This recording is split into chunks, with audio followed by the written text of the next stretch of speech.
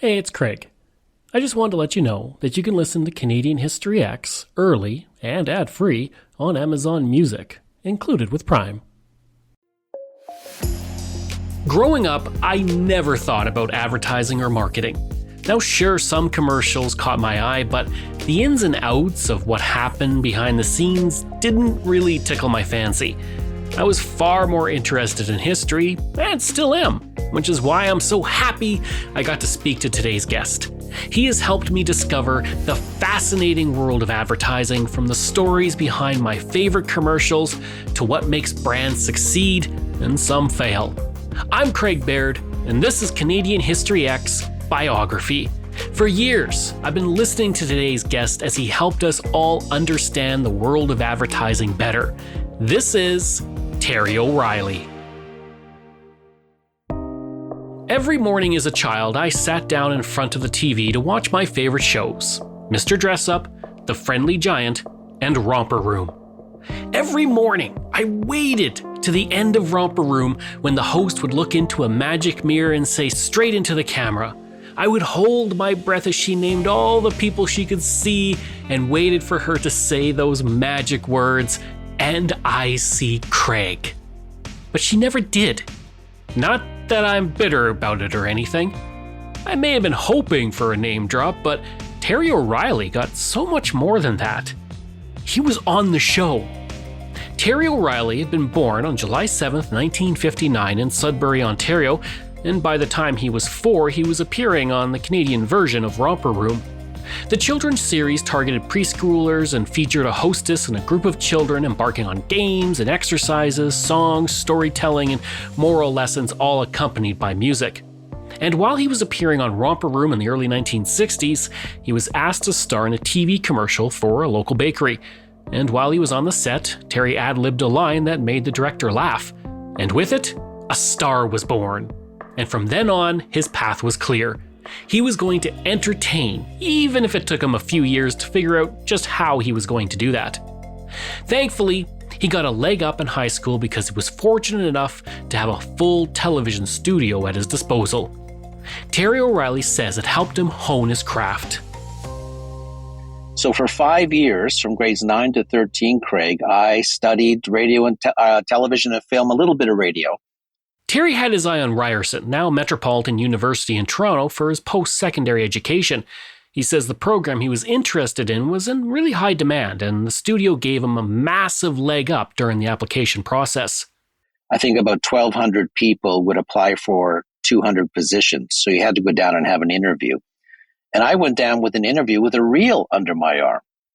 And I was really the only student who had a reel under their arm. The reel helped him get accepted into the radio and television program, and it continues to be one of the best programs in the country. And when Terry was a student, every Wednesday the university would invite someone from the industry to speak to students. One week, it could be Lloyd Robertson, one of the most famous journalists in Canadian history. Another week, it could be someone like, Canadian icon Bob Hummy, better known as the Friendly Giant from the popular children's TV show that aired on CBC for decades until it was cancelled in the 1980s. The Friendly Giant came in one morning to talk about putting together children's programming. Wasn't a dry eye in the house, I may add, when we realized who was standing in front of us. On another occasion, the school invited advertising industry experts, and Terry sat and listened intently as they shared what they did for a living. He says that what he heard sparked something in him. Everything about what they talked about, concepts and strategies and creativity and working with actors and celebrities and studios and location shoot, everything about it appealed to me right down to the ground. He would now be on the path towards advertising, and once he graduated, he began his first pitch, himself. With high hopes, he sent out 60 resumes to 60 advertising agencies and received 60 rejections. Terry O'Reilly was determined. No matter how many rejection letters he received, he didn't give up, and he eventually landed a job as a copywriter, and he never looked back. Soon, people noticed that not only was Terry a great writer, he could also make people laugh, a skill he had since he was a kid on set for that local bakery commercial, and making people laugh is a great way to sell products. Before long, O'Reilly was on national campaigns working with some of the most famous Canadians in the world while traveling the country and doing what he loved. And as the saying goes, if you love what you do, you will never work a day in your life. So eventually, Terry felt he needed a new challenge and a new way to spread his wings, so to speak. Terry O'Reilly co-founded Pirate Radio and Television in 1990. It would be an audio production company that produced scripts, sound, and music for radio and television commercials. And what started as a small operation has grown to include 50 staff and 8 recording studios in Toronto and New York City.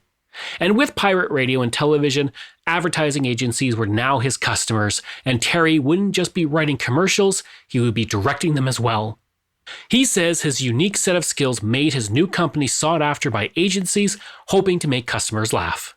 Because I loved radio so much, and I really specialized in radio, and beyond that, I specialized in humorous radio. Humor was really my strength. If you were looking to do dramatic radio, there were people that were better at that than me, but humor was really my strength. His strength had only one weakness when Terry discovered that Canadians and Americans find different things funny. Canadians are heavily influenced by British humor, which tends to be dry and more surreal. They're also more humble than their southern neighbor with a love of self-deprecating humor. One thing I noticed working all the years that I worked in advertising, whenever I wrote campaigns for American clients, the one thing they never accepted as a rule, there were exceptions, but not many, was self-deprecating work, which is very Canadian, to be self-deprecating about, a product, poke fun at the product, by, just having fun with it. Everybody knows you're having fun with it. Nobody's taking it too seriously. That rarely flew in the US.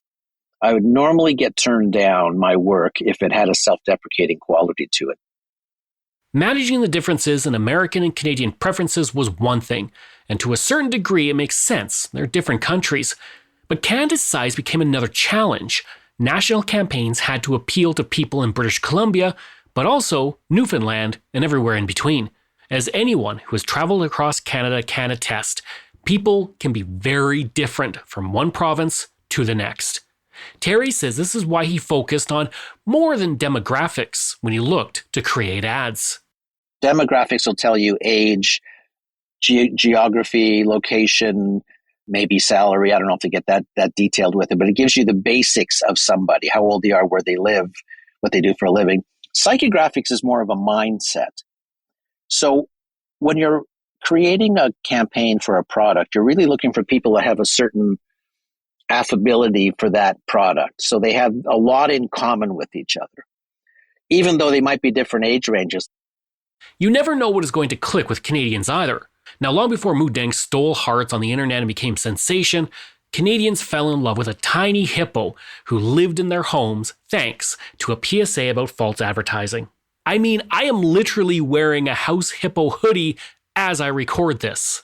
In the 1990s, the I Am Canadian campaign by Molson as a pitch seemed likely to resonate with Canadians, but it wasn't a sure thing. And it turns out it did. And this year we got an updated rant from Joe Canada as Canadian nationalism surged. But in advertising, figuring out what is going to click with customers is uncertain. A lot of factors are needed for an ad to become part of a culture. And sometimes a commercial you think is going to flop ends up far exceeding expectations. And Terry says knowing what will be a hit is in the end a bit of a mystery. It's the eternal X factor. It's like a movie, right? You have a blockbuster movie, and then you do a sequel with the same writer, director, actors, and it fails. Like, why is that, right? So you never know. You are always hoping that a campaign will take off, that there's something about an ad that will become viral, so to speak. But you never know. Terry has experienced this firsthand when he was working with a French wine brand. His agency had created an ad that mirrored a classic French film with subtitles. Unfortunately, the client didn't like the commercial and tore through the script. Terry truly believed they had a disaster on their hands. And even though he had never been to the City of Love, he was so angry he refused to travel to Paris to film the ad. He says he was surprised by what happened when the ad came on TV. It goes on the air. That commercial sells more wine than any other commercial you could possibly. It was such a huge hit that they had to stop running it, Craig, because they ran out of product.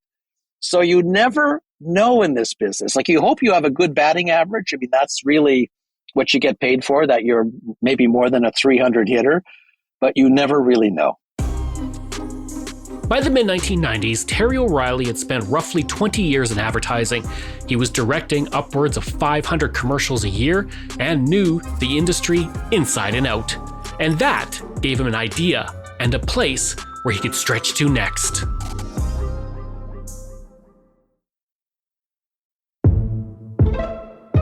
Terry O'Reilly was sought after as a creative, and soon he would be one of Canada's best teachers. In the mid-1990s, at what seemed like the peak of his career, he rented out a Toronto theatre to begin sharing his knowledge. He invited 200 young copywriters from across the country, provided them with breakfast, lunch, and an open bar, and for 7 hours, taught them everything he knew about radio. Terry shared his secret for script structure, the differences between writing 30 seconds versus 60-second ads, studio protocol, how to work with music composers, and how to manage talent. And these seminars were always popular, and he says that one day while having a drink with friends, an idea was hatched. One day, I went out to have a beer in the sun with 3 of my fellow radio friends, and one of them said to me that day, "You know that seminar you do every year, Terry?" And I said, "Yeah." He said, "That would make a great radio show." And I said, "Who would ever run that?" And he thought for a moment and he said, "CBC." And I said, "The advertising-free CBC is going to run a show on advertising." He initially laughed off the idea, but then he couldn't get it out of his mind. And Mike Tennant, who was also a veteran of print and radio writing, was also at the lunch, and he also couldn't shake the idea away, and he called up Terry to develop a pitch. Now, Terry didn't think anyone would buy it. He said he went with Tennant, and the two met with Chris Boyce, who was then the head of CBC Radio, and he gave him a 30-second pitch. I said, advertising is kind of like architecture. It's everywhere in your life, and most people despise it, and they hate it, and they wish it would go away. But in reality, it is a fascinating industry because it's the study of human nature. And nobody studies human nature more closely than advertising. I said, we're not academics, we're not journalists, we're not pundits, we're working ad men in the trenches. We have stories and access. That was the whole pitch. Boyce was wowed and ordered the show for the network. And now O'Reilly and Tennant had to make it happen. The show became on advertising and it premiered on CBC Radio in 2005. A year later, it became Age of Persuasion, a hit series which was lively, entertaining, and packed with advertising stories and practical examples. It ran for 5 years, and during this time is when I was first introduced to Terry O'Reilly and became a fan of his work. And I wasn't the only one. The show received critical acclaim for its informative and humorous take on advertising, and Terry suddenly had fans across the country. He went from being behind the scenes to the spotlight, and in the process helped Canadians navigate the world of advertising.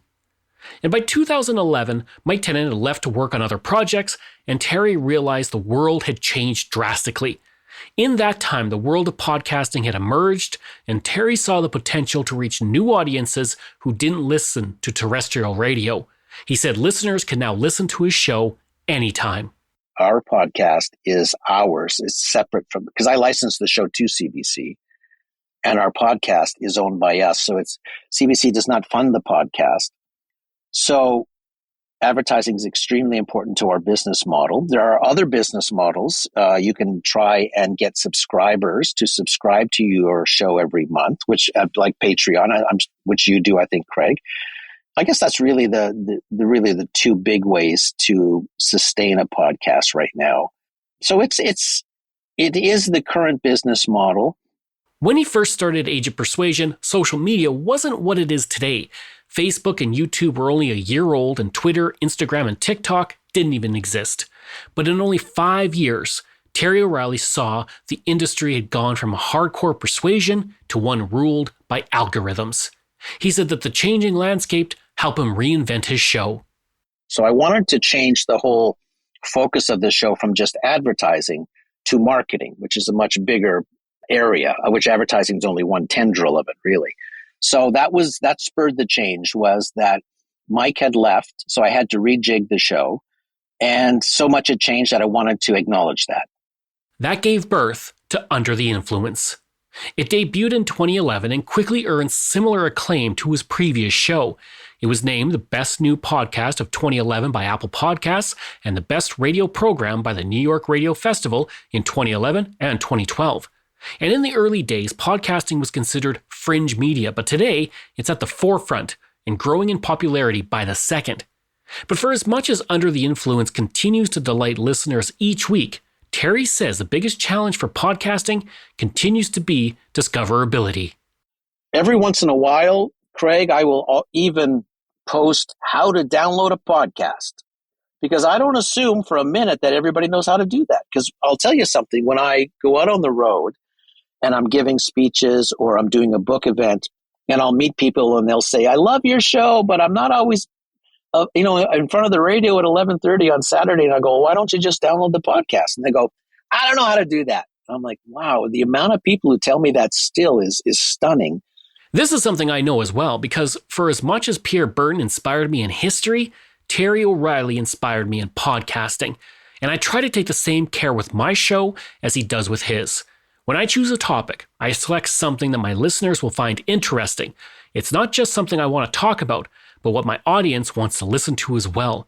Terry says that for him, it is about finding that balance. One thing I'll say, I saw a comment from Bruce Springsteen a little while ago that I loved. And he was basically saying that he is having a lifelong conversation with his fans through his music. And he has to keep track of that conversation. And I thought that was a really insightful, smart thing to say. And what he was saying there was, I don't want to repeat myself.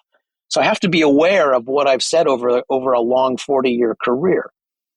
And I'm very aware of that. The world of advertising has changed immensely since Terry first hit the airwaves. Before the internet, advertisers had a one-way conversation with audiences. If someone wanted to complain or give feedback, they needed to write a letter, find a stamp, go to the post office, and mail it. It was a lot of effort, and they would likely never hear back from the company. But Terry says all of that has changed.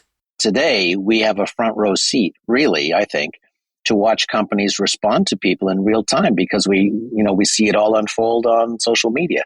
So that has made a big difference to the way companies react to their audience, to their customers and their potential customers. Huge change. Everything has also become more fragmented. Gone are what used to be called water cooler moments. Terry says grabbing eyeballs isn't as easy as putting up billboards or buying up television, radio, and newspaper ads anymore. And now it's very fragmented. But at the same time, it's weird, because even though there are dozens of TV channels and dozens of cable channels and thousands of internet radio stations, you can reach more people probably with an Instagram post than I could with a television commercial back in the day. But it's hard to find your exact audience because it's so fragmented. It's a harder hunt for the people you're after. Every year, it seems there's something to give Terry plenty of content to talk about. Right now, we're dealing with a wave of nationalism, and that is changing how Canadian companies are advertising to consumers. People have rallied around Buy Canadian while American products sit on the shelves. And Terry says this is a positive trend. Now I think people are really going, no, wait a second, where was that product made? Because I want to buy Canadian. And I think that, I hope, that will really boost sales to Canadian companies. That will help the economy. I also think that kind of patriotism and taking down the interprovincial trade barriers, and I don't really know the minutia of what that entails or what the ramifications are, but I have to think if we can trade internally, that'll help the economy as well.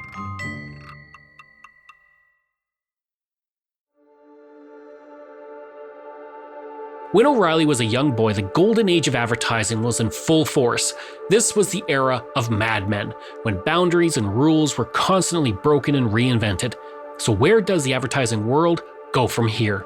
We're witnessing a second golden age of television right now, I feel, because all the great writers moved from movies into long-form Netflix-type series, where suddenly they could tell a story over a season rather than compressed in 2 hours. And I don't have enough time in my life to see all the great television series that come across on Crave and Netflix and Prime and Gem.